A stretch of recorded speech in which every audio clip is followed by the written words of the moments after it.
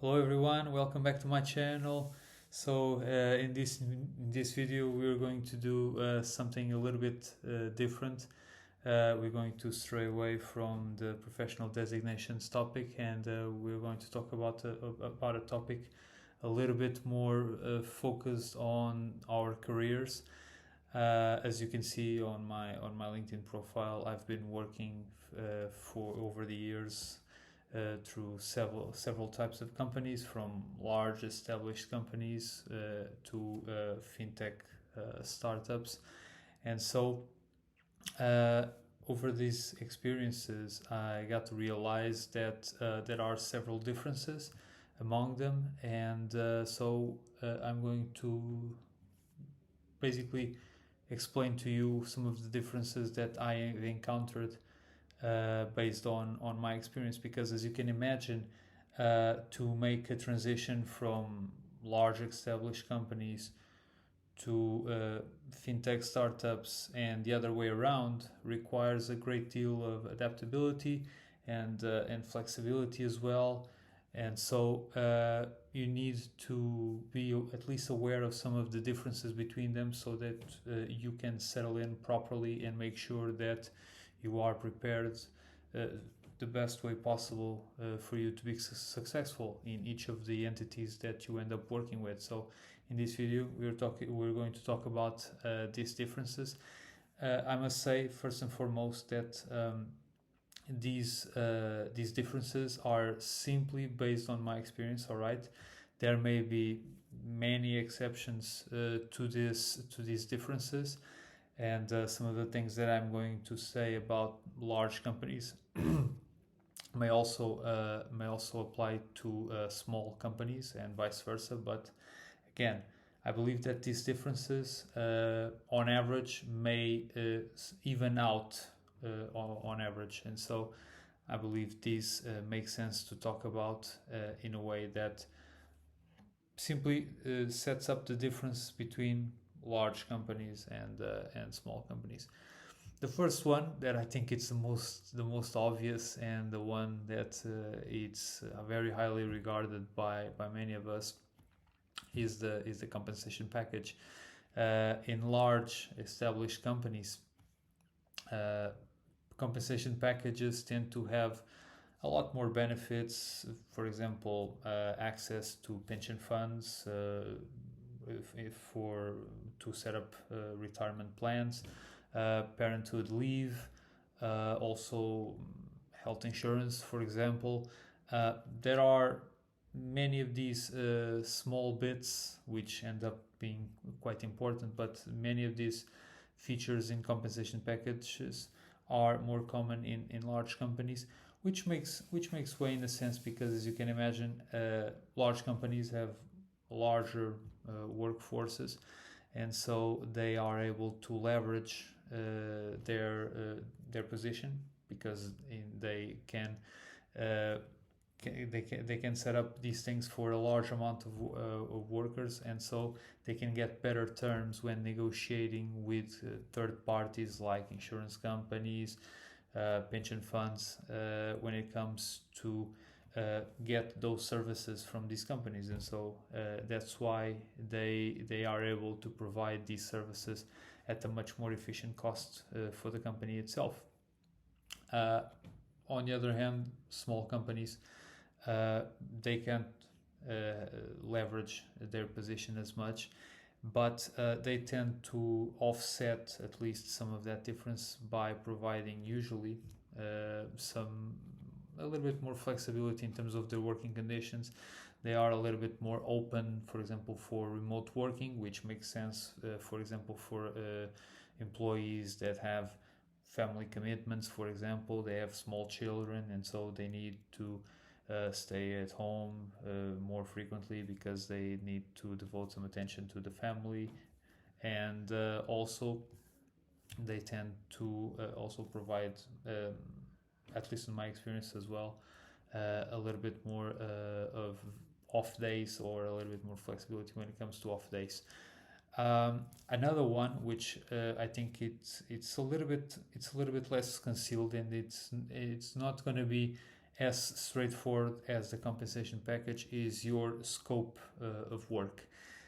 In my experience, large established companies tend to hire employees with a very particular set of skills. You are more likely to be hired to do a very specific kind of job, and you will not divert too much away when it comes to your day-to-day routine uh, to do something else, because at least one team will be there in the company for each line of business, because they have much larger amounts of resources to work with. So you are more likely to be hired to do a particular job, and so they most likely are looking for people with a very specific and particular set of skills. While on the other hand, small companies, because they don't have as many resources, the workforce is smaller, you are more likely to have to, as they say, wear many hats, even though you are hired to do something in your particular role. Your role will tend to be much broader, and so it will encompass a wider range of tasks. And so uh, probably in these cases, specialization will not be as important, and it's important a little bit more the flexibility aspect, and to be able to work with different teams.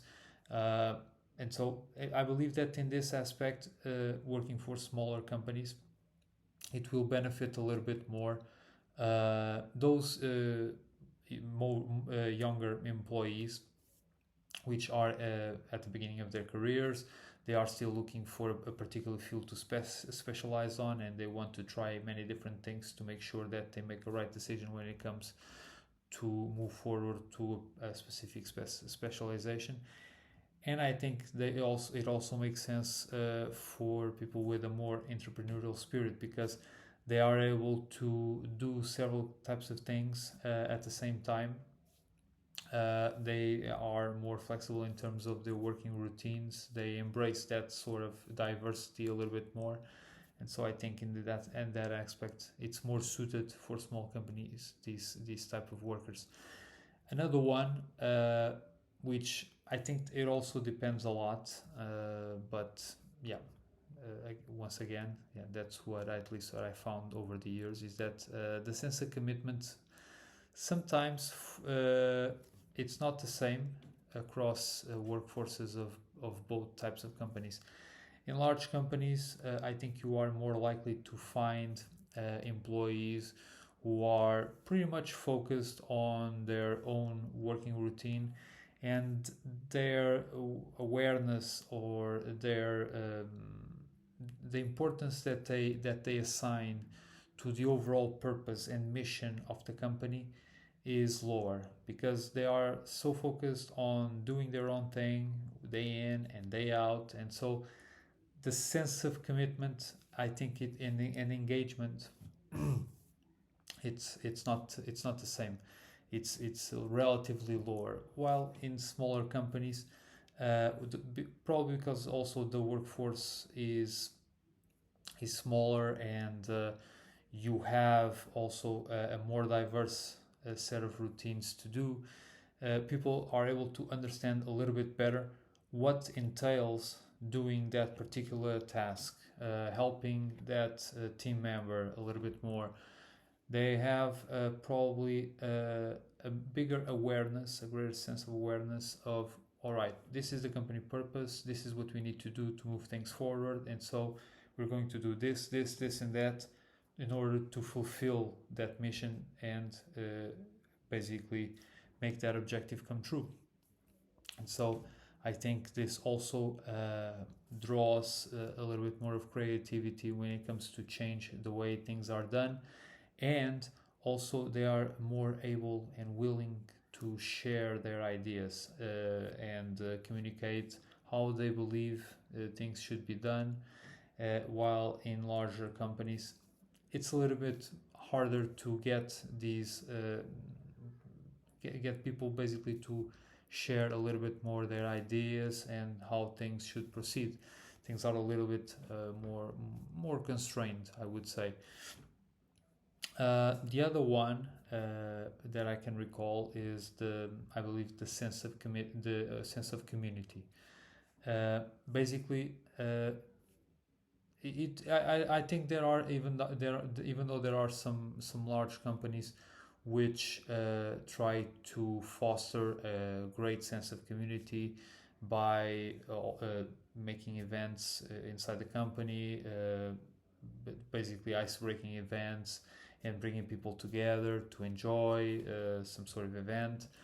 I think that overall, relationships in large companies, relationships among employees, tend to be a little bit more formal. They are more confined to the workplace, while in smaller companies, because once again, the workforce is smaller and people are more, let's just say, bound together. You are able to create closer connections, I would say. And in my case, the small companies I work with tend to set up events after working hours to get people together to enjoy basically some sports, some get together events, some meals, for example. And really, this kind of events and situations really bring people together, and people, more than employees and workmates, they feel almost like friends, and you get to share a lot of your personal way of being, uh, beyond the professional perspective that everyone has on itself. And I think this is also something that it's it it ends up being somewhat different from small companies to large companies. Another one, which I would say it's pretty obvious, is the job security. Uh, Larger companies are more stable.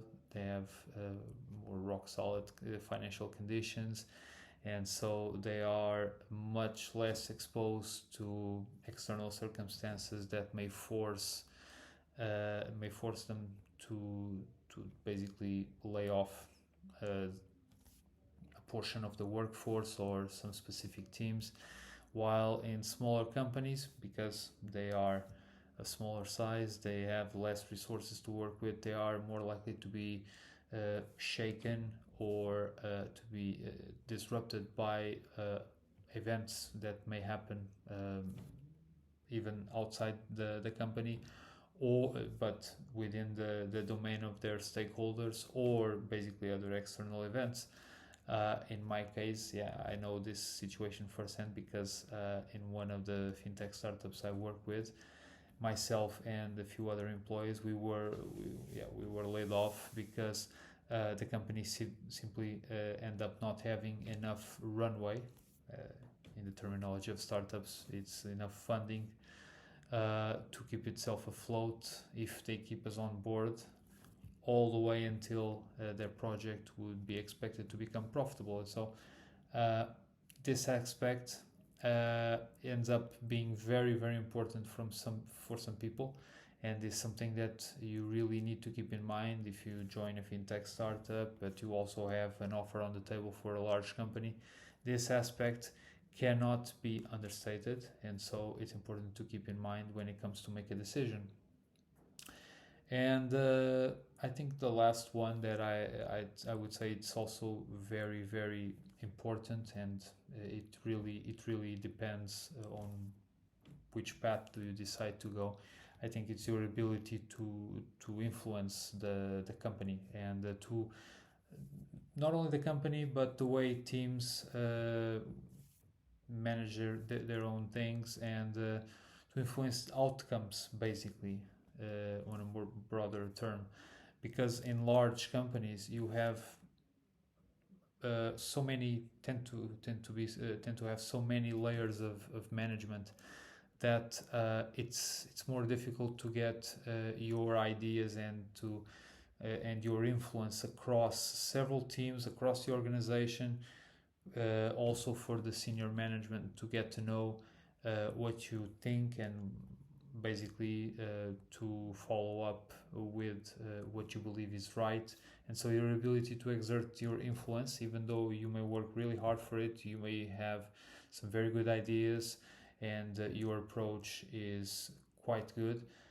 It's much more difficult to get across a larger organization with a much larger workforce and much more layers of management. In small companies, it's much easier to get across. You can basically almost set up meetings, uh, basically on a much more periodic even basis with senior management to discuss ideas, to basically make suggestions about how you believe things should be done. And it is something that if you really work hard for it, I think you'll be able to have a much greater say, and a much better scope for action in smaller companies if you really want to do so, and of course if you work also hard for it. I think in a nutshell, these are more or less the differences that I find significant between large companies and small companies. Again, this is purely based on my experience. I would also say that, of course, it's difficult to say. I think, and this is something very personal. It's difficult to say if there is one that is better than the other, because it really depends on you and what you want for your career, and what are the advantages and disadvantages that you value the most. Um, of course, many times it happens that if you only have one offer on the table and you really need a job, you're going to get that offer regardless of whether it's a small company or a large company, and then of course you work yourself out. But at least when you move in, I think now you can have a better idea of what to expect, how you can proceed, how can you carry yourself, what you also should expect from the people around you.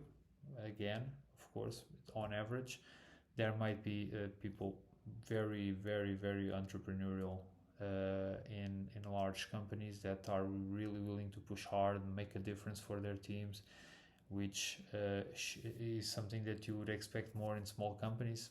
This is just an example, but at least you can get a better idea of what you will find in these sort of environments across different types of organizations. And that is all for me from today. I really appreciate the increased following that the channel has been having. As far as I can see, the comments now are open, so feel free to open up the discussion. Feel also free to get in touch with me on LinkedIn. I would be happy to exchange impressions, perspectives, ask to answer any questions that you may have. And yeah, make sure you subscribe, and we'll keep in touch. Thank you so much. Have a great day.